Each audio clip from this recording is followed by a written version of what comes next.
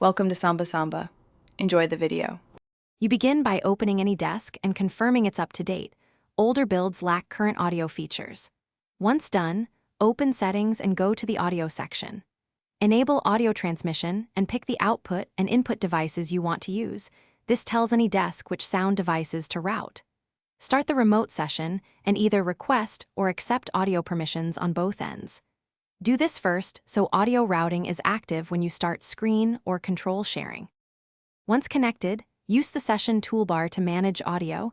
Tap the audio icon to toggle transmit or receive modes. You want to make sure both machines use the correct playback and recording devices. Mismatches cause silence. Adjust volume levels on each side so audio isn't clipped or too quiet. If you need microphone input, grant microphone permission when prompted. Then play a short audio file to verify the remote hears it. This confirms routing and helps you spot echo or latency issues immediately. To finish, confirm audio quality and tweak buffer or volume settings so speech is clear and lag is acceptable. Make sure the remote sound output isn't muted.